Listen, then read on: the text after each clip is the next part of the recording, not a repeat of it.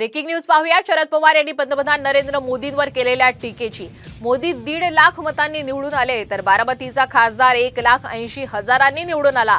मोदींना बारामतीची गॅरंटी माहित नाही असं शरद पवार म्हणाले। याशिवाय काहीही झालं तरी महाराष्ट्रातील सत्ता हातात घ्यायची असंही शरद पवारांनी म्हटलंय। मोदी साहेब 1.5 लाख मतांनी निवडून आले आणि तुमचा उमेदवार 1,58,000 मतांनी निवडून आला। मोदी की गॅरंटी ऐकलं होतं का? ते मोदी की गॅरंटी चली नाही या त्यांना माहिती नाही बारामतीची गॅरंटी काय असते। आणि यातनं जर काही सुट्टी करायची असेल तर त्यांच्या हाताची सत्ता काढून घेतली। आज आम्ही हेच ठरवलं की काही झालं तर महाराष्ट्राचं राज्य हातात घ्यायचं।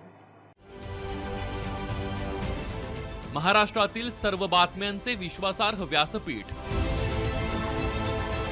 सकाळच्या सर्व सोशल मीडिया प्लॅटफॉर्मला लाईक, फॉलो आणि सबस्क्राईब करा।